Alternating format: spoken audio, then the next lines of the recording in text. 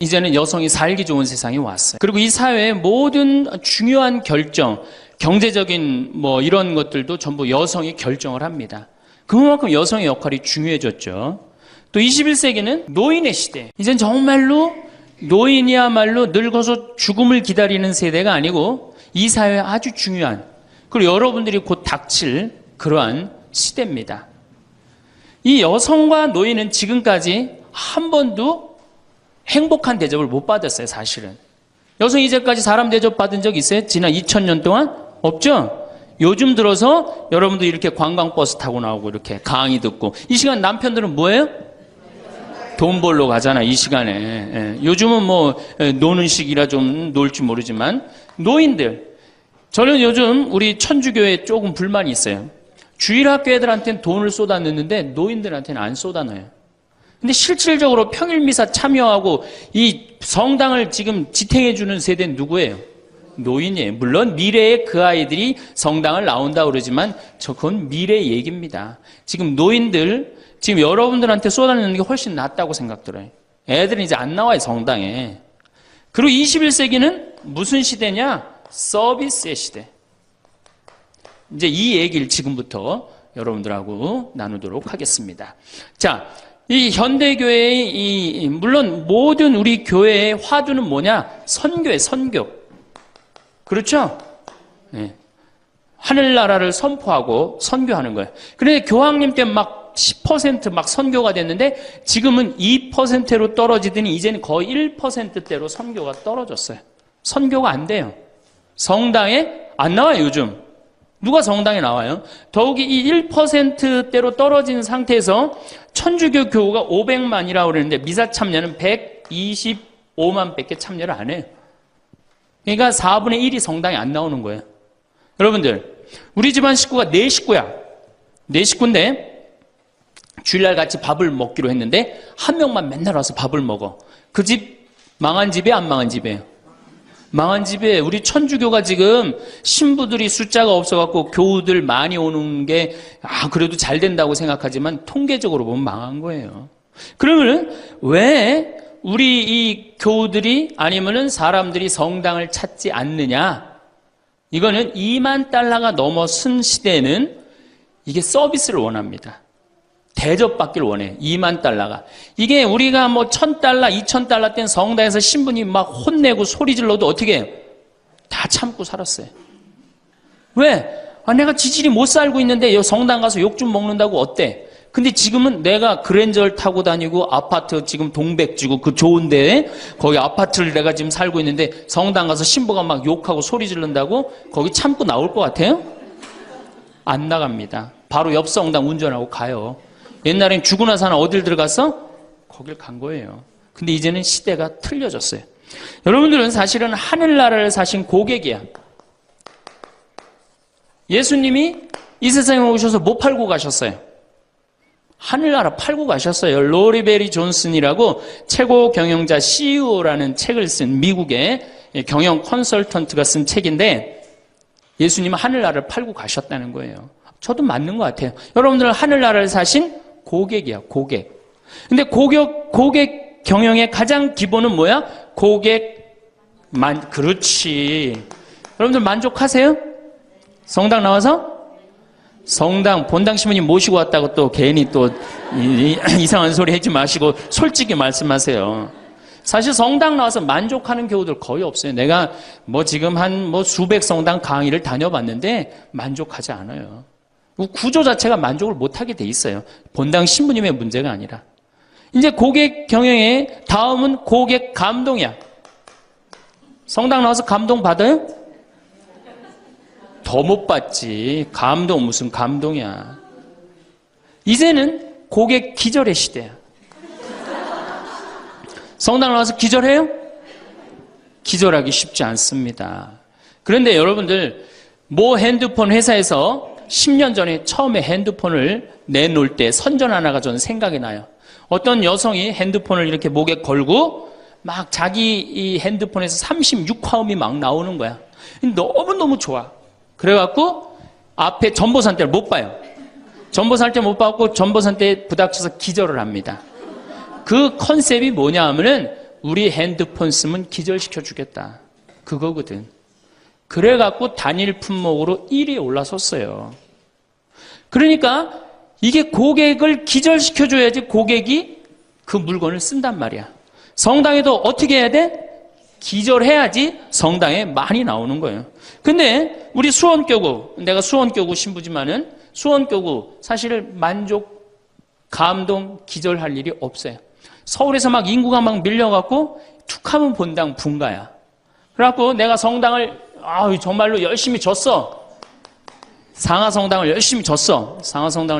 아니 사실 신갈성당부터 시작해줘. 신갈성당을 열심히 줬어. 그래갖고 열심히 져갖고 이제 근데 열심히 신앙생활을 해야 되겠다. 그런데 갑자기 어느 날 본당 신부가 본당 분가.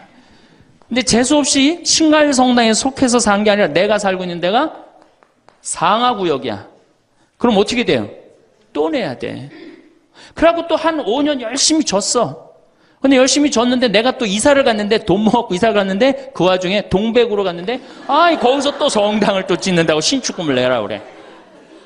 고객 기절이 아니라 고객 짜증이에요. 여러분들 돈 있는 교우들은 그나마 열심한 교우들은 냅니다. 근데 돈 없는 교우들은 한 번 못 내고 두 번 못 내면 다음에 어때요? 나중에 나오지 뭐. 나중에 돈 생기면 그다음에 내가 나오지. 그리고 떠나요. 그게 10%예요. 한 번 질 때마다 떠나는 인원이 10%예요. 그러니까 개신교는 한 번 지면은 어때요? 또 신축금 냅니까? 안 냅니까? 안 내요. 죽을 때까지 내가 여기 다니면 되는 거예요. 근데 우리 천주교는 내가 그냥 이사 가는 데마다 그냥 성당 짓는데 골라서 가는 교우들도 있어. 그러니까 한 교우가 5 성당 짓는 교우들도 많아요. 그래서 저한테 그러는 교우들 많아요. 신부님, 제가 앉은 자리에서 5개 졌습니다. 참 이게 참 어려운 일이죠. 5개 성당 지금 평생 신축금만 냈다는 거예요. 정말 우리 교우들을 우리 이 성당에서 정말로 고객 대접을 하느냐. 우선 용어부터가 기분 나빠요. 용어가 신자야, 신자. 믿을 신의 놈자자를 써요. 믿는 놈들이다. 이거 믿는 놈들이다. 천주교 공식 기도문이 뭐냐면 신자들이 바치는 빵과 포도주를 받아달라고 그래요. 신자들이. 그러니까 믿는 놈들이 바치는 빵과 포도주를 받아달라. 그래도 여러분들 좋다고 열심히 미사 참여해서 하는 거 보면 신기해. 천주교 교우들. 개신교는 성도예요. 성도. 여러분들 거룩한 물이야. 벌써 믿는 놈들 여러분하고 성도 여러분하고 기분이 어때요? 성도가 훨씬 기분 좋을 거 아니에요. 그렇죠? 불교는 불자야. 부처님의 아들 자자를 씁니다. 부처님의 아드님들. 그러니까 불자님 이게 가능합니다. 그렇죠? 성도님, 거룩한 무리 여러분님 가능하죠? 신자님 가능해요? 믿는 놈들한테 무슨 놈자를, 님자를 붙여요. 그러니까 이 불자님들은 감동을 받는 거예요. 절에 가면 스님이 얼마나 잘해줘요. 정말로 감동을 받죠. 그러니까 이 불자들은 시주를 하면은 100만 원에서 1000만 원 정도 합니다. 한 번 하면. 정말 이렇게 해요. 시주 한 번 하면. 보통 뭐 영산제 49제 같은 거 지낼 때요. 1000만 원, 2000만 원 다 해요. 성도님들은 10,000원에서 한 10만 원 정도 합니다. 헌금을 하면. 믿는 놈들은 1,000원만 하면 되는 거예요. 그러니까 우리 교우들 헌금 안 낸다고 욕하고 혼낼 거 하나도 없다. 교우들을 헌금을 많이 내게 하려면 어떻게 하면 된다? 기절시켜주면 된다. 기절. 고객 감동을 시켜주면 된다는 얘기예요. 그 예수님의 그 경영 기법의 기본은 서비스예요. 사실은 서비스. 이게 굉장히 중요합니다. 예수님은 이 세상에 오셔서 유행어가 있으셨어요. 입만 열면 하시는 말씀이 사랑해라가 아니었어요. 입만 열면 하신 말씀이 뭐냐 하면은 섬겨라야, 섬겨라. 너희 사이에 높은 사람이 되고자 하는 사람은 남을 섬기는 사람이 되어야 하고 으뜸이 되고자 하는 사람은 종이 되어야 한다. 사실은 사람의 아들도 섬김을 받으러 온 것이 아니라 섬기러 왔고 많은 사람을 위하여 목숨을 바쳐 몸값을 치르러 온 것이다. 마태복음 20장에 나오는 얘기예요. 사람의 아들도 뭐하러 왔어? 서비스하러 왔다는 얘기예요. 섬기러 왔다는 얘기예요. 23장에 보면 너희 중에 으뜸 가는 사람은 너희를 섬기는 사람이 되어야 한다. 누구든지 자기를 높이는 사람은 낮아지고 자기를 낮추는 사람은 높아진다. 마르코 복음에도 예수님이 너희 중에 으뜸이 되고자 하는 사람은 섬기는 사람이 되어야 한다. 그러니까 예수님은 이 세상에 오셔서 봉사 받으러 오신 게 아니라 뭐 하러 오셨어요? 봉사로 오신 거예요. 섬기러 오셨어요. 예수님은 분명히 섬기러 왔는데 지금 현대교회를 보면은 거꾸로 돼 있어요. 교우들이 수녀님과 신부님을 섬기고 신부들이 주교님을 섬기고 위에선 통치하고 이게 경쟁력이 있을 것 같아요? 경쟁력 없습니다. 경쟁력, 시대가 어떤 시대인데 지금 거꾸로 가고 있어요. 대통령도 지금 국민들을 섬기느니 많이 했는데 우리 가톨릭처럼 이렇게 철저하게 이 아래로 그냥 내리꽂는 데는 없어요. 그러니까 경쟁력이 있을 수가 없어요. 예수님은 아무리 당신이 이렇게 말을 해도 못 알아들을 것 같으니까 마지막 날에 어떻게 해요? 스스로 겉옷을 걷어붙이고 제자들의 발을 닦아줍니다. 이스라엘에서 제자들을 그 사막에서 먼지 있는데 발을 닦아준다는 건 종이 할 수 있는 최고의 그 아래의 섬김의 모습을 보여준 거예요. 내가 너희들의 발을 닦았듯이 너희도 어떻게 해라? 서로 섬겨라. 그러니까 이 섬기는 거는 21세기의 문제가 아니고 우리 교회의 본질이에요, 본질. 그러면 여기 구역장님들이시죠? 반장님들이시죠? 오늘 오신 분들. 예, 여러분들이 사실은 본당에서 누굴 섬겨야 돼? 교우들을, 신부님을 뭐하러 섬겨? 교우를 섬기라니까. 내 구역 식구, 반 식구를 얼마나 섬기느냐에 따라서 그 교회 공동체가 잘 되느냐, 잘 되지 않느냐가 결정되는 거예요. 제가 이렇게 환경센터, 수원에 우리 환경센터 있죠? 거기 직원 하나가 아니 내가 자기 그 월급을 주는 신부인데도 하루는 와갖고 나한테 얼굴이 하얘져갖고 나는 세상에 이렇게 훌륭한 신부님을 처음 봤대. 무슨 얘기냐? 자기가 이 어느 서둔동 성당에 다니는데 그때 내 동창 신부가 있었어요. 한 10년 전 얘기예요. 예, 동창 신부가 있었는데 자기 부인이 결혼을 하자마자 자궁에 문제가 있어갖고 병원에 입원을 한 거예요. 근데 이 형제는 세례를 받았지만 자매는 세례를 받지 않았어요. 그런데 그 구역에서 가만히 이렇게 가정방문을 이렇게 구역장님들이 사정을 제일 잘하는 사람이 누구예요? 구역 사정을 제일 잘하는 사람. 본당 신부가 알아요? 모릅니다. 구역장님들이 제일 잘 알아요. 그래서 구역장님은 본당의 작은 신부들이야. 이분들이 진짜 섬길 줄 알아야 돼. 근데 가정방문을 가보니까 그 집이 결혼을 했는데 새색시가 입원을 한 거야. 그냥 본당 신부한테 가서 얘기를 한 거예요. 근데 그 본당 신부가 그 자매한테 형제한테 편지를 보냈어요. 형제님, 결혼하자마자 자매님이 이렇게 아파갖고 얼마나 걱정이 많으냐. 내가 우리 구역장님 통해서 병원에, 빈센트 병원에 입원해 있었으니까 병원에 방문을 시켜주고 집안도 좀 이렇게 좀 돌볼 수 있도록 하겠다. 그러니까 너무 걱정하지 말아라. 우리 교회 공동체가 자매님 건강 회복을 위해서 기도하겠다. 이 편지를 우리 직원, 베드로라는 이 직원한테 보낸 거예요. 아니, 안 그래도 마누라도 아프고 막 결혼을 막 했는데 마음이 막 울적한데 그것도 본당 신부님이 편지를 보내갖고 위로를 해주니 이 고객이 감동 받겠어? 안 받겠어요? 감동 받을 수밖에 없어. 그래갖고 자기는 내 앞에서도 나는 우리 그 최 신부님을 제일 존경한다는 거예요. 이렇게 훌륭한 신부님이 어디 있냐는 거야. 이렇게 감동받고 아니나 달러 구역에서 병원에 가갖고 그 자매한테 기도도 해주고 또 집안 청소도 해주고. 그러니까 이 자매가 태어나자마자 뭐 했어요? 바로 입교했어요. 뭐 했어요? 바로 세례 받았어요.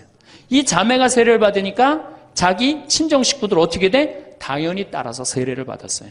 우리가 길거리 뛰들고 나가갖고 잃은 양 찾기, 헌 양 찾기, 새 양 찾기 할 일이 아니에요. 진짜 선교 잘하려면 어떻게 하면 돼요? 감동시켜주면 돼요. 기절시켜주면은 알아서 옵니다. 근데 기절시켜줄 생각을 안 하고 어디서 뛰들르고 그냥 헌양 찾고 쎄양 찾고 그거 교우들 피곤해 안 피곤해? 솔직히 피곤해죠? 이게 전국으로 나가는 거니까 확실하게 얘기하세요. 네. 우리 천주교 교우들 부부싸움하고 어디 갈 데 있어요? 없죠? 여러분들 부부싸움 하면은 우리 정현석 신부님이 저기 재워줘요? 정영철 신부님 재워주세요? 사제관에 가면 재워줘요? 잤다가는 신부님도 쫓겨나고 여러분들도 쫓겨나요. 천주교는 어디 가서 잘 데가 없어요. 잘 때가. 그러니까 성당은 많이 저놀지 모르지만 교우들이 가서 쉴 데는 없단 말이에요. 영적으로 지친 교우들이. 근데 개신교는 여러분들 지금 버스 타고 여기 이 동백에서 여기까지 지금 오셨는데 여러분들은 못 느꼈지만 저는 그 길을 잘 알아요. 개신교 기도원이 10개가 넘게 여러분들 지나왔어요. 10개는 넘게. 그러니까 막 속상하고 싸우고 그러면 보따리 싸두고 어디 가요? 기도원 가면은 거기서 아버지 막 소리 지르고 막 이러면은 3일 정도 하면은 속 풀리잖아요. 그럼 또 돌아갈 수 있는 거 아니에요. 그거 얼마나 좋아요. 불교는 뭐가 있어요? 절에 가면 암자에서 다 재워줍니다. 제가 88년에 희방사라는 데를 갔었어요. 소백산을 갔는데 희방사에 갔는데 수녀님들하고 같이 갔었어요. 수녀님들하고 같이 여관을 갈 수가 있나? 그래서 희방사에 절에 들어가갖고 스님한테 그랬어요. 나는 신학생이고 우리 수녀님들인데 내일 새벽에 산에 올라가야 되는데 딱히 잘 데가 없다. 재워줬으면 좋겠다. 근데 스님이요 지금도 기억이 남아요.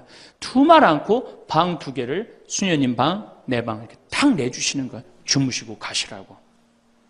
근데 우리 천주교 어디 가서 좀 재워달라 그러면 재워줄 데 있어요? 교구청 가면 재워줍니까? 하루 저 어디 가서 잘 데가 없는데 여기 좀 재워주면 안 되겠습니까? 재워줘요? 우리는 우리도 모르게 벽을 하늘같이 쌓고 살고 있어요. 천주교에 들어오기가 제일 어려운 거예요. 돌다 맨 마지막에 오는 데가 어디야? 천주교야. 우리가 그만큼 높은 벽을 쌓아놓고 무슨 고객 만족 예수님이 섬기라고 그러는데 섬기긴 뭘 섬겨요. 제가 그 2000년에 우리 정신부님이랑 나랑 똑같이 2000년에 정신부님 모현성당에 발령을 받았고 저는 능평성당에 발령을 받았어요. 근데 정신부님 처지나 내 처지나 똑같았어요. 아무것도 없었어요. 정말로.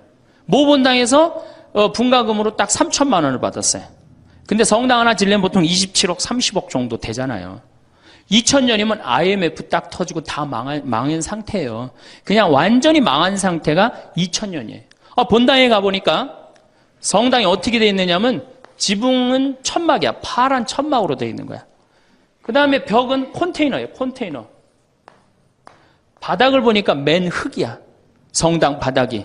막 여기서 막 원추리가 피는 거예요. 붓꽃도 피고 성당 바닥에서. 그런데 교우들은 보니까 600명이야. 교우들 600명인데 30억짜리 건물을 어떻게 줘요? 그래서 제가 그랬어요. 요한복음 3장에 뭐라고 그랬냐면은 예수님이 46년 만에 지은 성전을 허물라고 그랬다. 며칠 만에 짓겠다고? 3일 만에 짓겠다고. 예수님이 원했던 게 건물이냐 사람이냐? 그땐 교우들이 사람이래요. 그러면은 건물 짓는 건 중요한 게 아니다. 여러분들이 행복하면 그게 성전이다. 그리고 세계 어디에서도 성당 바닥에서 붓꽃도 피고 원추리도 피는 성당이 어딨냐. 이 최고 아름다운 성전이다. 난 성당 안 질 테니까 여러분들 그렇게 알아라. 근데 이 착한 교우들이 자꾸 신축금을 내는 거예요. 내지 말라고 그래. 안 짓는다는데 부담스럽게. 그래서 제가 2번째 한번 또 공식적으로 얘기를 했어요. 난 성당 안 짓는다고 그랬다. 왜 자꾸 내냐. 여러분들이 내는 여러분들은 정말로 신앙이 좋아갖고 내지만 못 내는 교우들 미안해서 못 나오니까 내지 말아라. 그때 이제 교우들이 헷갈리는 거. 저게 진짜 내라는 건지 내지 말라는 건지 저게. 에? 그래서 첫 해에 교우들이 신축금을 얼마를 했냐면 7천만 원 했어요. 저는 굉장히 많이 했다고 생각해요. 굉장히. 첫 해에 600명 교우들이. 대신 이게 고객 사목 목표가 고객 기절이었기 때문에 이제 교우들한테 부활 때 성탄 때 선물 많이 줬어요. 왜냐하면 내긴 내는데 나오는 게 없잖아. 옛날에는 뭐 밀가루도 주고 그랬대는데 한 3, 40년 사이에 천주교에서 아무것도 안 나가요. 버릇 나빠진다고 교우들. 네. 그 대신 저는 제가 비누 공장 하니까 비누도 선물하고 내 동창이 우리밀 그거 운동하는 신부가 있으니까 그거 한 박스씩 다 하고 한 해는 성탄 때 너무 기분이 좋은 거예요. 그래서 오리농 쌀을 4kg짜리 한 가마를 집집이 다 선물을 했어요. 예수님 태어났으니까 태어난 날 밥 줘 먹으라고. 교우들이 막 성당은 막 지붕은 천막이고 막 여기 막 원추리도 피고 그러는데 맨날 선물 나오지. 성탄 때 밥 해 먹으라고 쌀을 선물로 주니까 교우들이 너무너무 좋아요. 막 전화를 하고 난리가 났어요. 신부님 너무너무 고맙다고. 그래서 제가 그렇게 고마웠냐 그랬더니 너무 고마웠대. 그럼 그 고마운 마음을 구유예물에 한번 표현해봐라. 제가 이제 그랬어요. 그랬더니 교우들이 구유예물을 했는데 그때는 교우가 1000명이었는데 구유예물이 1700만 원이 나왔어요. 한 집에 7만 원씩 한 거예요. 기적이죠. 깜짝 놀랐어요. 저도 놀래고 교우들도 놀래고. 그래서 그 돈을 어떻게 했느냐? 아프리카에 다 보내버렸어요. 왜? 가난한 예수님 건데 성당 짓는데, 안 짓는데 성당 짓는 기금을 한다는 게 그렇잖아요. 아프리카에 다 보내버렸어요. 교우들이 행복한 거예요. 어쨌든 성당은 없어도. 그리고 제가 이제 그 봄에 가을에 이제 할머니 할아버지들을 모시고 꼭 여기 생태마을에 모시고 왔어요. 모시고 와갖고 어떻게 주일학교들은 캠프 안 데려가도 할머니 할아버지는 2박 3일씩 내가 모시고 왔어요. 진짜 중요한, 교회에서 중요한 세대는 할머니 할아버지예요. 미사 다 채우는 사람들이 누구예요? 할머니 할아버지. 제일 중요해. 그리고 죽지도 않기 때문에 계속 중요한 세대로 남아있어요. 계속 중요한 세대로. 그래서 이제 할머니 할아버지들을 모시고 와서 5월달 지금부터 이제 취나물 납니다. 고사리 납니다. 그럼 내가 뜯어갖고 같이 밤에 여기 모닥불 펴놓고, 며칠 전에도 만수 일동 노인대학에 와서 모닥불 펴놓고 근사하게 놀고 갔어요. 모닥불 펴놓고 고기 구워 먹고 거기서 같이 춤추고 노래하니 할머니 할아버지들이 70, 80 평생 그러본 적 있어요, 없어요? 한 번도 없는, 너무너무 행복한 거예요. 여기 또 래프팅도 제가 시켜드려요, 할머니들. 래프팅. 그래 이제 82살 먹은 스텔라 할머니가 허리가 이렇게 구부러졌는데 자기는 안 내려간다는 거예요. 왜? 아유, 신부님은 늙고 허리도 아프고 그래서 힘도 없고 그래서 난 못한다고. 할머니, 배만 타면 배가 떠내려가는 거지. 할머니 노짓는 것도 아니니까 그냥 가자. 그래갖고 이제 할머니 손을 잡고 저 래프팅장에 내려갔어요. 근데 이제 할머니, 할아버지 한 100분 정도 계셨는데 이게 머리 하얀 할아버지, 머리 하얀 할머니들을 노란 하이바 씌워놓고 노란 조끼 입혀놓으니까 늙었는지 젊었는지 구분도 안 돼. 얼마나 이쁜지 몰라요. 그러고 딱 배를 타고 내려가 보니 얼마나 좋아요. 배가 두둥실 떠내려가는 것처럼 마음도 어때요? 나이 먹었다고 여러분들 감정이요? 늙었다고 감정이 없는 게 아니에요. 늙으면 늙을수록 더 감정이 더 정말로 애틋합니다. 그 할머니들 보니까 막 소양강 처녀 부르고 뭐 두만강 부르고 할아버지 배에 물 끼얹고 난리도 아니야. 이제 2시간이 지났어요. 래프팅이 끝나고 할머니가 패들이라고 그래요.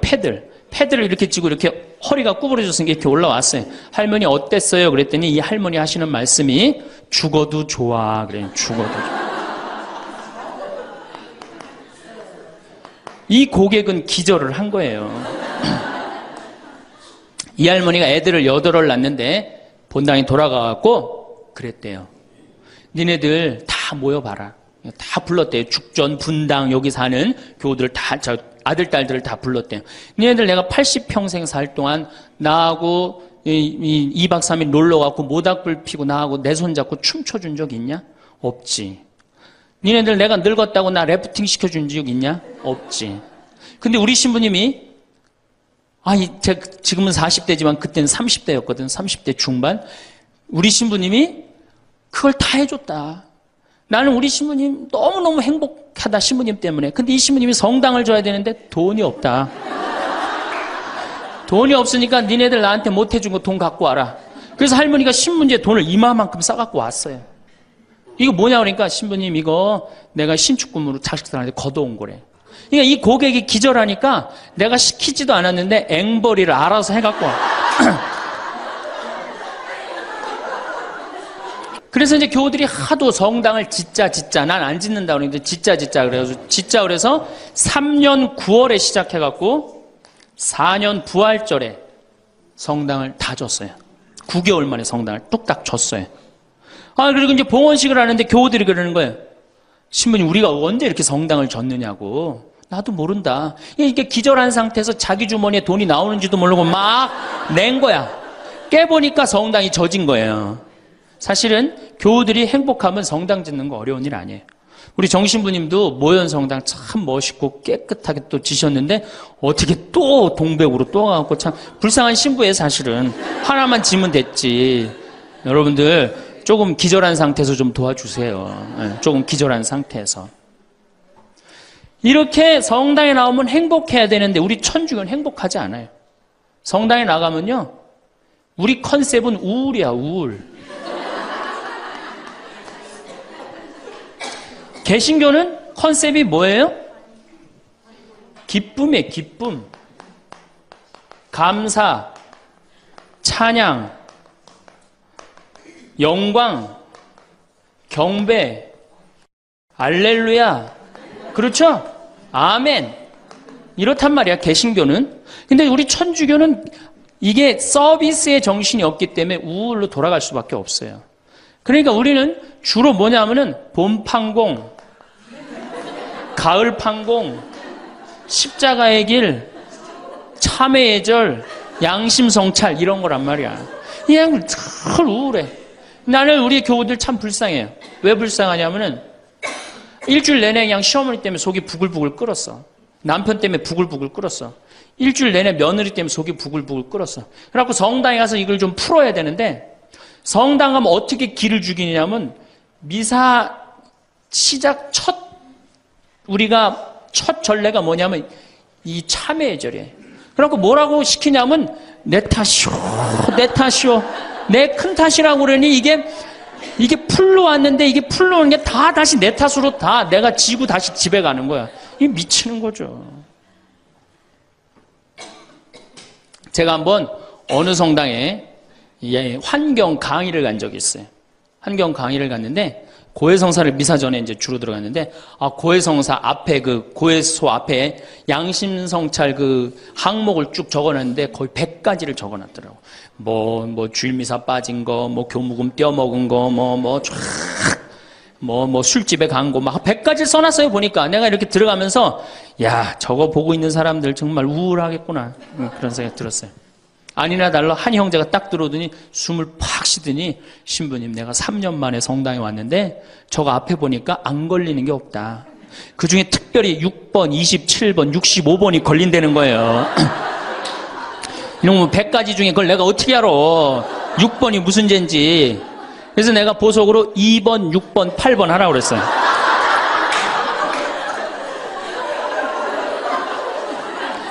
그러니까 우리 교우들은 이게 미사 참여를 해도 막 기쁘거나 내가 좀 하느님한테 경배를 드렸다. 내가 오늘 정말 알렐루야 아멘을 했다. 이런 기분이 안 들어요. 미사를 해도 막 그렇고 안 한 것 같기도 하고 성가 소리 들으면 더 미쳐요. 내가 이 성가 이렇게 피정지도 나가서 부르다가 몇 번 죽을 뻔한 적도 있어요. 주여 임하소서 부르다가 죽을 뻔한 적 많아요. 어떻게 불러?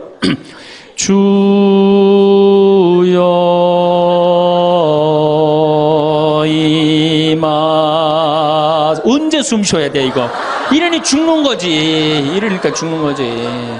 여러분들 개신교 이거 4분의 3박자로 불러요. 개신교 주여 임하소서 내 마음에 암흑에 헤매는 한 마리 양을 태양과 같으신 사랑에 얼마나 좋아. 근데 우리는 이거를 어떻게 부르냐면 청승을 떨면서 불러. 청승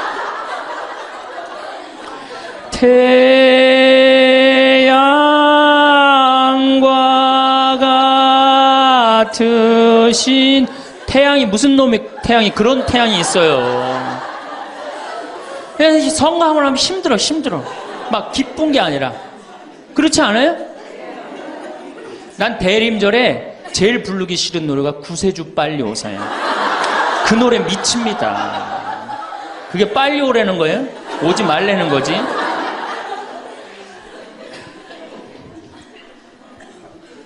주일학교 아이들을 보면은 참 불쌍해요.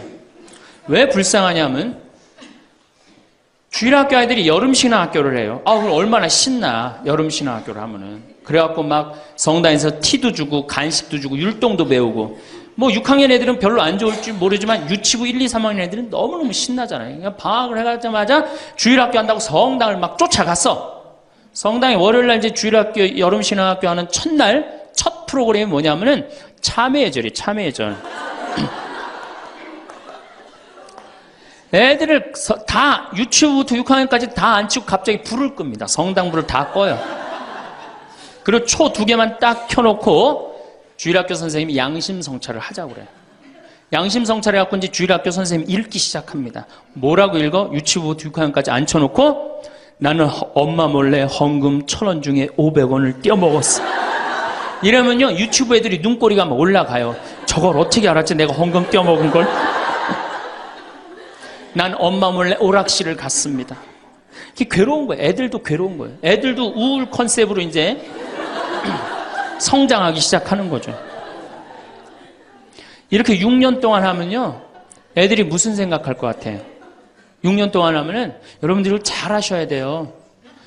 6년 동안 맨날 참회절하고 돈 떼어먹고 오락실 가고 성당 안 나가고 부모에게 불호 효도한 놈이 6학년 딱 졸업할 때 무슨 생각을 하냐면, 그래, 나 같은 죄인은 이제 더 이상 성당 나갈 수가 없어. 나는 주일학교 졸업하는 동시에 성당 안 나올 거야. 죄인들은 다 떨어져 나가요. 그러니까 주일학교가 1000명이면 중고등학교는 몇 명으로 줄어들어? 100명으로 줄어들어요. 900명의 죄인은 다 떠난 거예요. 나머지 100명은 이제 성당에 그래도 나오는데, 얘네들은 어떤 애들이냐? 정말 착한 애들이든지 정말 어리삐리한 놈이지 둘 중에 한 놈만 성당에 나오는 거예요. 개신교는 주일학교가 1000명이면 중고등학교도 1000명, 중고등학교가 1000명이면 청년도 1000명이에요. 왜? 이들은 기쁘기 때문에. 그게 현대 영성에 맞는 거예요. 이들은 행복하기 때문에. 교회 나가면 행복하잖아. 찬양도 하고 영광도 드리고. 근데 이놈 그 성당만 나가면 눈 감켜놓고 뭐 돈 떼어먹었느니 뭐 이러니 애들이 성당 나가고 싶어요. 점점 줄어드는 거예요. 정말로 우리 애가 아이들한테, 이 주일학교 아이들이 끝까지 신앙생활을 잘 시키고 싶으면 기쁨의 신앙을 가르쳐야 돼요. 영광의 신앙, 감사의 신앙. 우리가 이게 우울의 극치를 보면은 성지순례 때 이제 우울의 극치야. 성지순례. 이거는 진짜 이제 고쳐야 되는 병 중에 병이에요. 성지순례 언제 갑니까? 5월에 가죠? 9월에 가죠? 여러분들 본당 신부님 정말로 훌륭한 본당 신부님 만나갖고 5월 오늘 2일이죠? 참 이 좋은 때, 얼마나 경치가 좋아요, 여기. 좋죠? 이렇게 좋은 데 딱 들어와서 장미 만발하고 철쭉 쫙 펴있고 하늘은 파랗고 구름도 높고 얼마나 좋아. 가을에 코스모스 만발하고. 근데 이제 솔매로 성지순례를 간단 말이야. 근데 막 버스를 타려고 그러는데 내 마음에 맞는 자매가 내 같은 버스를 탔어. 그럼 막 손잡고 팔짝팔짝 뛰어. 그 다음에 허리에는 돈주머니도 차고 간식도 했단 말이야. 근데 레지오 단장이 가만히 보니까 우리 컨셉은 우울인데 저거 너무 들떴다. 그래갖고 이제 버스에 딱 올라타면은 묵주를 딱 꺼내라고 그래.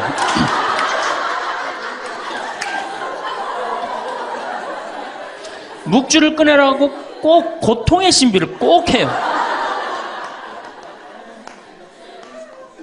그리고 난 다음에 뭐 예수님 뭐 피땀 흘리심을 묵상합시다. 뭐 가시관 쓰심을 묵상합시다. 뭐 두들겨 맞으심을 묵상합시다. 십자가에 올라가심을 묵상합시다. 내려오심을 묵상합시다. 이걸 오단하고 나면요, 무슨 코스모스 만발하고 장미 뭐 피는 게 어디 있어요? 지금 신부님, 저 예수님이 지금 십자가 올라갔다 내려오고 막 피땀 흘리고 그랬는데, 그런 관광버스 안이 찬물 끼얹어 놓은 것 같이 조용해져요. 그러면 내가 보기엔 그것만 해도 충분한데, 또 김대원 신부님 생애를 누가 또 들고 나와서 읽기 시작을 합니다. 신부님, 할아버지는 감옥에서 매 맞아 죽고, 아버지는 1839년 기회박해 때 목 잘려 죽고, 막 이런 얘기하면은 버스 아니 뭐 지금 뭐 관광버스를 탔는지, 이게 관광버스가 아니에요. 장례차가 가는 거, 장례차.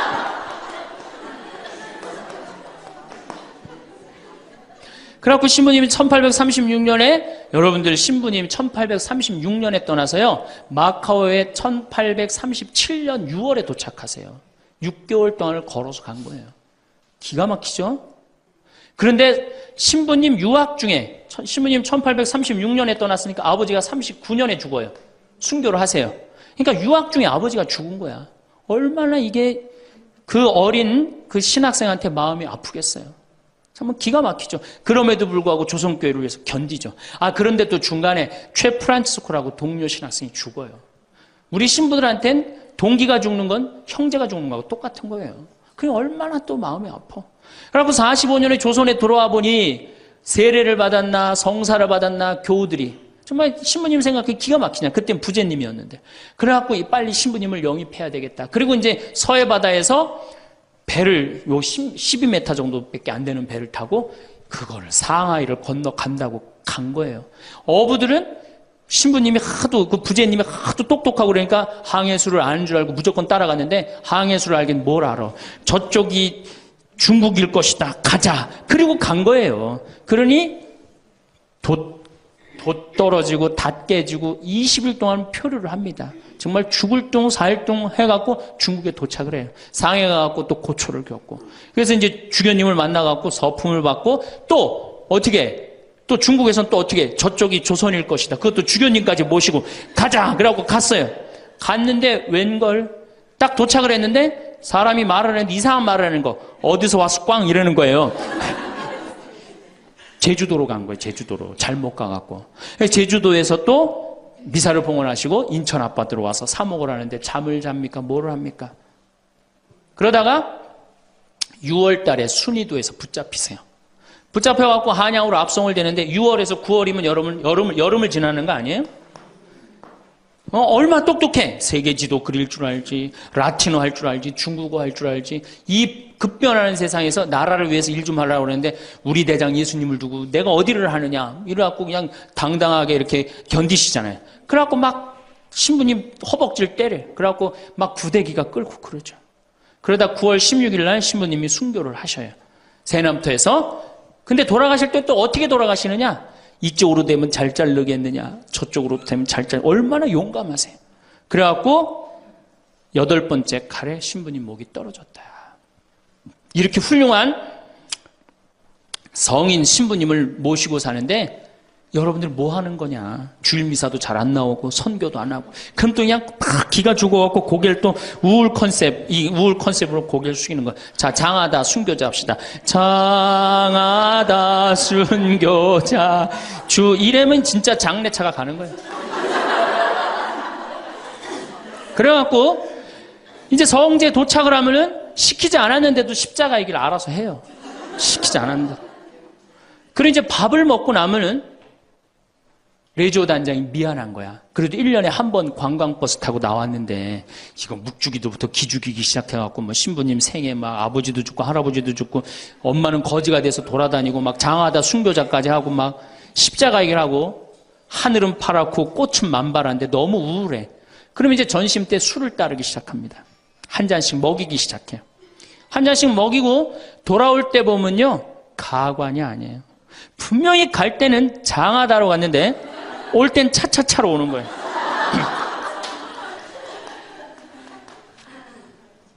제가 보좌 신부 때 그때는 92, 3년도니까 대단했었어요. 지금은 많이 사고 때문에 못 일어나게 했죠. 그때는요 관광버스 그 사이에 나와갖고 춤 엄청나게 췄어요.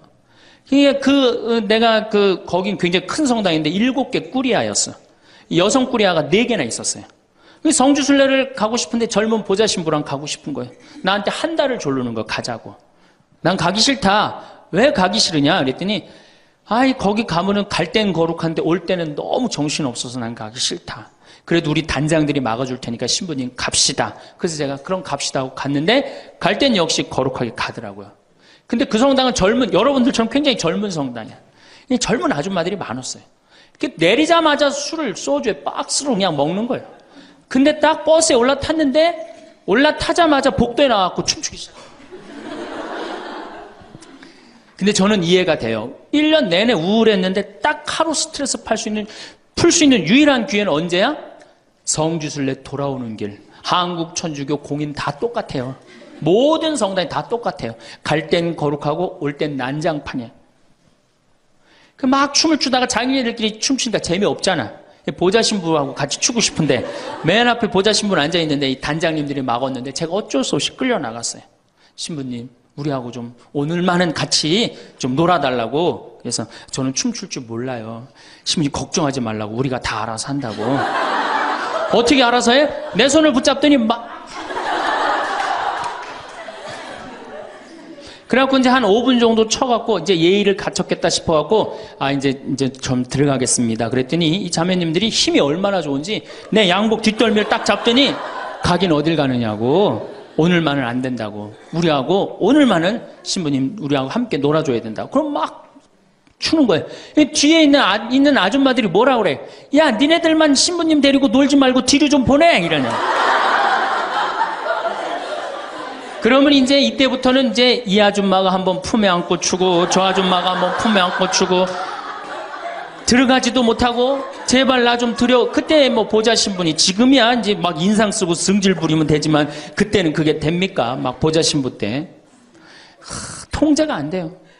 그런데 성당 도착 2km 전에 기적이 일어납니다. 갑자기 누가 마이크를 붙잡더니 하늘에 계신 우리 아버지 이러면요 다 자기 자리로 뛰어들어가요. 알아서. 나는 하늘에 계신 우리 아버지가 그렇게 전능한지 그때 딱 알아봐요. 하늘에 계신 우리 아버지 굉장히 전능하세요. 그래갖고 이제 은총이 가득하신 마리아를 하면은 이게 머리를 다듬습니다. 이제 은총이 가득한. 그리고 이제 영광이를 해요. 영광이 하면 이제 우울해지는 거예요. 그리고 사회자가 한마디 합니다. 우리 이제 본당에 돌아가서 열심히 살자고. 그럼 다 우울하게 집에 가는 거예요. 왜 신앙생활하면서 왜 우울해야 되느냐? 왜 내가 하느님을 믿으면서 정말로 자랑스럽고 당당하고 행복하지 않느냐? 문제가 많습니다. 예수님은 굉장히 축제를 좋아하셨어요. 예수님은. 여러분들 예수님 태어날 때 어떻게 태어나셨어요? 태어날 때부터 범상치 않게 태어났죠? 어떻게 태어났어요? 쇼를 하면서 태어났잖아요. 우주 쇼를 하면서. 그리고 예수님은 항상 뭐라고 그러셨느냐면 하늘나라를 잔치에 비유하길 좋아하셨어요. 잔치 참 좋아하셨어요. 잔치. 좋아하셨잖아요, 잔치. 그리고 당신은 항상 어디에 비유하길 좋아하셨어요? 신랑에 비유하길 좋아하셨어요. 이거 기쁨이에요, 우울이에요? 기쁨이죠? 그리고 예수님 부활하고 난 다음에 제자들 막 물고기 다 잡았을 때 어떻게 해줬어? 물고기 바베큐로 준비를 해줘갖고 와서 먹어라. 먹는 거 굉장히 중요하게 여기신 분이에요. 예수님. 먹는 거. 예수님 뭐 바리사이나 사두가이가 예수님 보고 욕할 때 뭐라 그래? 저 사람 맨날 먹고 마신다. 맨날 먹고 마신다. 예수님은 먹고 마시는 거 무지 좋아해요. 그래서 첫 기적을 뭘로 하셔요? 가나의 혼인잔치로 하는데 뭘로 만들어? 술을 많게 하는 기적을 하잖아요. 그러니까 술로 당신의 구원 사업을 시작하신 분이에요. 예수님은. 술로 시작해서 술로 끝내십니다. 어떻게? 최후의 만찬 때 술 3잔 마시고 성찬전례 제정하신 거예요. 얼마나 우리의 인간의 삶을 축복하셨어요. 그런데 2000년 동안 그리고 예수님 뭐라 그랬어요? 행복. 구약 시대는요 전부 하지 말아요. 뭐 하지 마라, 뭐 달린 짐승 먹지 말아라, 뭐 하지 말아라, 뭐 하지 말아라, 주일 안식일 날 뭐 하지 말아라, 맨 하지 말아잖아. 근데 신약 시대 와갖고 예수님이 입을 열어 하신 첫 마디가 뭐냐면은 첫 설교, 첫 강론. 이게 굉장히 중요합니다. 첫 강론이. 첫 강론이 마태복음 5장부터 8장까지에 있는 산상설교예요. 그 산상설교의 첫 강론이 뭐냐면 진복 8단이에요. 예수님이 입을 열어갖고 하신 거는 하지 마라가 아니라 해라야, 해라. 어떻게 해라? 행복하여라, 마음이 가난한 사람들. 행복하여라, 마음이 온유한 사람들. 행복하여라, 마음이 깨끗한 사람들. 행복하여라, 슬퍼하는 사람들. 그러니까 예수님이 우리한테 원했던 건 뭐야? 행복하기를 원한 거예요. 행복하기를. 5장 8절에 뭐라고 그러셨냐면 너희는 기뻐하고 즐거워하라. 하늘에 받을 상이 크다. 우리 보러 기뻐하고 즐거워하라고 그랬는데 2000년이 지나서 와서 보니까 기뻐하고 즐거워하는 건 온데간데 없고 우울만 남아있어. 이거 문제가 있는 거죠. 그리고 7장에 뭐라고 그러셔요? 너희들 걱정하지 말아라. 내일 걱정은 누구한테 맡겨라? 내일한테 맡기고 오늘 한 일로 오늘 충분하다. 이렇게 예수님이 우리한테 행복한 걸 가르쳐 줬는데 우린 행복은 온데간데 없고 우울한 것만 남아갖고. 그러니까 우울하니까 우리 천주교 교우들은요 하늘을 향하지 않습니다. 어딜 향해요? 땅바닥을 향해. 땅바닥을 향하다 보니까 못 받은 것만 생각나는 거야. 그러니까 우리가 받은 게 999가지인데 하느님한테 그거 감사. 여러분들 이 아름다운 자연 공짜로 보는 거 감사해 안 감사해? 공기 공짜로 마시는 거 감사해 안 감사해? 하느님이 빈님 공짜로 내려주시는 거 감사해 안 감사해? 북한에서 안 태어나고 남한에서 태어난 거 감사해 안 감사해? 감사하죠?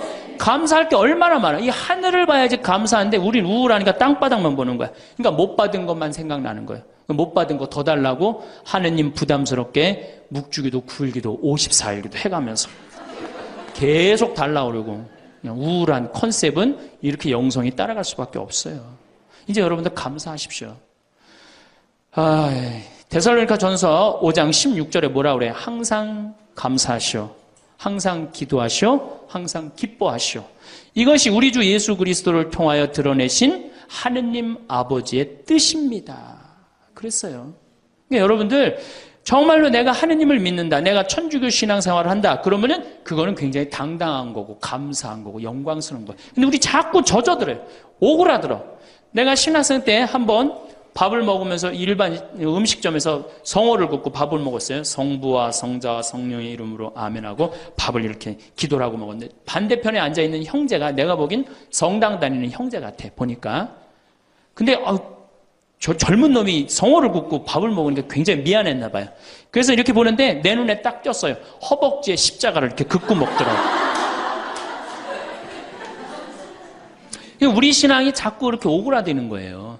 우리가 하느님께 받은 은혜가 너무 많으면은 하느님께 영광 드리고 그 받은 은혜에 대해서 다른 사람한테 자랑하는데 우리는 그런 영성이 없어요. 못 받은 것만 생각나고. 그러니까 이 감사기도, 찬양기도, 영광기도 드리는 것보다는 간구기도가 훨씬 많아요. 우리가 간구기도를 하다 보면 자꾸 하느님을 의심하게 됩니다. 여러분들 신앙은요, 감사드리고 찬양드리다 보면 하느님과 거의 하나가 되는데요, 자꾸 간구기도를 바치면 자꾸 하느님과 갭이 생겨요. 점점 멀어지는 거예요. 그러니까 여러분들이 청원기도를 많이 하면 할수록 어때요? 하느님과 멀어지는 거예요. 예수님이 뭐라 그랬어요? 너희들 굳이 이 말 저 말 하지 말아라. 하느님 아버지가 다 알아서 해줄 거다. 그 좋은 말씀을 우리가 다 듣고도 우리는 신앙의 본질을 자꾸 어긋나고 있는 거예요. 그래서 여러분들 이제 우울을 내다 버리십시오.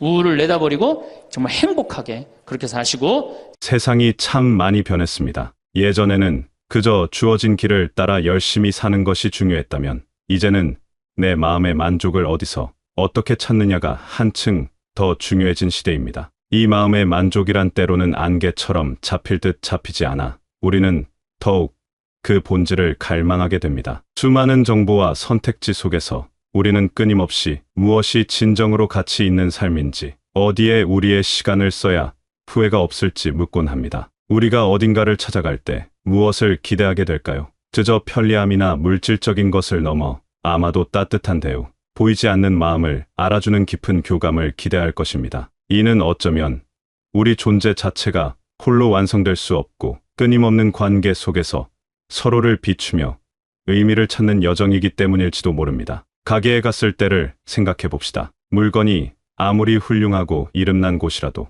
그곳의 주인이 나를 마치 귀찮은 손님처럼 대한다면 마음이 상해 다시 가고 싶지 않을 수 있습니다. 반대로 비록 작고 허름한 가게일지라도 주인이 진심으로 환하게 웃으며 반겨주고 나의 작은 필요까지 마치 오래전부터 알고 있었다는 듯 세심하게 살펴준다면 그 따뜻함에 끌려 또다시 발걸음하고 싶은 마음이 드는 법입니다. 이는 손님의 입장에서뿐 아니라 마음을 건네는 주인의 입장에서도 마찬가지입니다. 진심을 담아 대할 때 상대의 기쁨은 곧 나의 기쁨이 되고 일상의 작은 행위 속에서도 큰 보람을 느끼게 됩니다. 사람의 마음이란 이처럼 사소해 보이는 진심의 순간에서 큰 울림과 감동을 받기도 합니다. 이것은 단순한 친절을 넘어 한 인간이 다른 인간에게 존재의 온기를 나누는 더없이 소중한 순간이기 때문입니다. 이런 마음은 우리가 함께하는 모든 곳에서, 모든 관계에서 마찬가지로 작용합니다. 특히나 마음을 나누고 서로에게 힘이 되어주는 공동체라면 더욱 그럴 것입니다. 그곳에서 내가 정말로 한 인격체로서 환영받고 있다고, 나의 존재 자체가 소중하게 여겨진다고 느낄 때 비로소 발걸음도 가벼워지고 다쳤던 마음도 활짝 열리게 됩니다. 인간은 본질적으로 타인으로부터 인정받고 소속감을 느끼고자 하는 깊은 바람을 지니고 있으며, 이러한 관계 속에서 나라는 존재는 더욱 선명하게 그 의미를 새겨가기 때문입니다. 그렇다면 왜 어떤 이들은 한때 정을 나누었던 공동체나 따뜻했던 모임으로부터 점차 멀어지게 되는 것일까요? 아마도 그곳에서 더 이상 영혼의 온기를 느끼지 못하거나 마음과 마음이 진실로 통한다는 느낌을 받지 못하기 때문일 수 있습니다. 혹은 변화하는 자신과 공동체의 모습 사이에서 조화를 찾지 못했거나 공동체가 구성원들의 새로운 목소리에 귀 기울이는 유연성을 잃었을 수도 있습니다. 사람은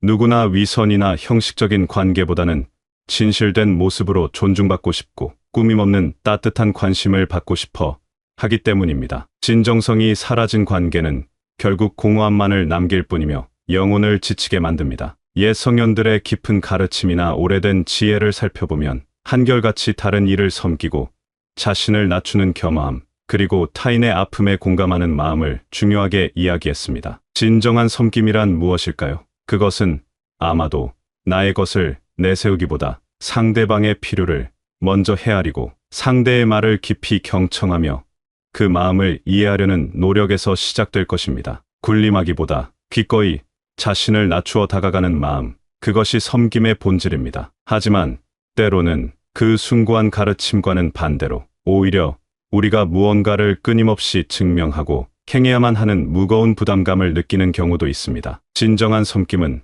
그런 강요된 의무감에서 나오는 것이 아닐 텐데요. 그것은 타인의 기쁨에서 나의 기쁨을 발견하는 자발적이고 충만한 마음의 발로일 것입니다. 길을 가다가 전혀 알지 못하는 누군가가 진심으로 안녕하세요. 오늘 하늘이 참 맑고 예쁘네요. 하고 미소와 함께 인사를 건네면 어떤 기분이 들까요? 아마 예상치 못한 그 한마디에 잠시나마 마음이 환해지고 따뜻해지는 것을 느낄 수 있습니다. 이렇게 작은 관심, 진심에서 우러나오는 한마디가 바로 굳었던 마음을 움직이는 살아있는 섬김일 것입니다. 얼마 전 버스에서 무거운 짐 때문에 힘들어하시던 할머니 한 분이 계셨습니다. 그때 한 젊은 학생이 다가가 할머니, 제가 도와드릴게요. 어디까지 가세요? 하며 자연스럽게 짐을 받아들고 자리를 안내하는 모습을 보았습니다. 그 순간 할머니의 얼굴에 떠오른 안도감과 고마움의 표정, 그리고 그 모습을 지켜보던 다른 승객들의 마음에도 잔잔한 온기가 퍼져나가는 것을 느낄 수 있었습니다. 이런 작은 행동 하나하나가 우리가 서로에게 얼마나 큰 힘이 될 수 있는지를 보여주는 증거이며 선한 영향력의 시작입니다. 이것은 단순한 도움을 넘어 인간적인 연대의 아름다움을 확인하는 순간입니다. 우리의 삶에는 이미 크고 작은 걱정거리도 많고 때로는 감당하기 힘든 슬픔과 어려움도 예고 없이 찾아옵니다. 이 인생이란 본래 고락이 함께하는 여정임을 부정할 수는 없습니다. 그런데 우리가 마음의 위안을 얻고 삶의 지혜를 구하고자 찾는 곳마저 무겁고 경직된 분위기이거나 또 다른 의무감으로 느껴진다면 어떨까요? 그보다는 그곳에 가면 복잡했던 마음이 차분히 가라앉고 따뜻한 웃음이 절로 나며 다시금 세상을 긍정적으로 살아갈 힘과 용기를 얻는 그런 곳이 되어야 하지 않을까요? 지친 영혼이 잠시 쉬어갈 수 있는 그늘과 같은 곳 말입니다. 그래서 깊이 생각해 봅니다. 우리가 함께 모여 시간을 보내는 그 순간들이 정말 기쁨과 감사가 넘실대는 즐거운 축제와 같아야 하지 않을까요? 마치 오랜 가뭄 끝에 단비가 내리듯 메마른 마음에 촉촉한 생기를 불어넣는 시간 말입니다. 그곳에서 우리는 서로의 기쁨을 진심으로 함께 나누고 슬픔은 따뜻한 위로로 감싸주며 함께 웃고 때로는 함께 울면서 서로의 존재를 확인하는 그런 시간이 되어야 합니다. 이러한 충만한 경험은 우리가 삶의 불가피한 시련 앞에서도 다시 일어설 수 있는 내면의 힘, 즉 회복 탄력성을 길러주기도 합니다. 마치 오랜 시간 떨어져 지냈던 가족들이 한자리에 모여 서로의 안부를 묻고 맛있는 음식을 나누며 밤새도록 이야기꽃을 피우는 것처럼 우리의 모든 모임도 그런 진솔함과 따뜻함, 그리고 생동하는 즐거움이 넘쳐야 합니다. 이러한 경험은 삶의 무의미함에 맞서 의미를 창조하는 인간의 본질적인 활동일 수 있습니다. 때로는 우리가 무심코 사용하는 말 한마디나 별 생각 없이 한 행동이 자신도 모르는 사이에 다른 이에게 보이지 않는 상처를 주거나 마음을 불편하게 만들 수도 있습니다. 그래서 서로의 다름을 인정하고 존중하는 마음, 상대방의 입장을 헤아려보는 세심한 배려, 그리고 함께 있는 공간을 즐겁고 편안한 분위기로 만들려는 의식적인 노력이 참으로 중요합니다. 각자의 생각과 빛깔을 존중할 때 공동체는 더욱 풍성하고 아름다운 무늬를 그려낼 수 있습니다. 이는 단순한 예의를 넘어 성숙한 공동체를 이루는 근간이 됩니다. 결국 사람의 마음을 진정으로 얻고 움직이는 것은 눈에 보이는 화려한 건물이나 물질적인 풍요, 혹은 대단해 보이는 직함이나 권위가 아닐 것입니다. 그것은 바로 진심으로 상대방에게 다가가고 판단하기보다 먼저 이해하려 애쓰고 함께 기쁨과 슬픔을 나누려는 따뜻하고 열린 마음일 것입니다. 이러한 마음은 꾸며낼 수 없는 영혼의 향기와도 같으며 시간이 흘러도 그 가치가 변하지 않습니다. 그렇다면 궁극적으로 무엇이 진정으로 우리의 마음과 마음을 하나로 굳건히 연결하고 만날 때마다 설렘과 즐거움을 주는 만남을 만들어 갈까요? 그것은 바로 다른 이에게 조건 없이 기쁨과 편안함, 그리고 성장을 주고자 하는 순수하고 이타적인 마음에서 시작될 것입니다. 이러한 마음들이 서로에게 물결처럼 퍼져나갈 때 우리의 삶은 비로소 더욱 깊어지고 풍요로우며 진정한 행복에 가까워질 수 있습니다. 각자의 삶이 소중하듯 타인의 삶 또한 소중함을 깨닫고 함께 더 나은 세상을 만들어가려는 의지가 모일 때 우리는 비로소 절망 속에서도 희망을 발견하고 고독 속에서도 따뜻한 연대를 경험할 수 있을 것입니다. 이렇게 마음으로 쌓아 올린 관계와 기억들은 그 어떤 물질적인 유산보다도 더 오래도록 우리 삶의 의미를 찬란하게 밝혀줄 것입니다. 매일의 삶 속에서 발견하는 작은 기쁨들이 우리를 계속 살아가게 하는 소중한 힘이 됩니다. 따뜻한 마음을 나누고 진심을 건네는 일을 멈추지 않을 때 우리의 삶은 한층 더 깊어지고 풍요로워집니다. 지나온 모든 날들이 귀한 경험의 씨앗이 되어 지금의 우리를 이루었듯 앞으로 다가올 날들 또한 스스로 정성껏 가꾸어가는 희망과 온기로 얼마든지 가득 채워갈 수 있습니다. 우리 각자의 삶이 지닌 고유한 빛깔과 은은한 향기로 이 세상을 조금 더 아름답고 따스하게 물들여 가기를 진심으로 바라는 마음입니다. 그렇게 한 걸음 한 걸음 소중히 나아가는 모든 순간을 변함없이 따뜻한 마음으로 응원합니다.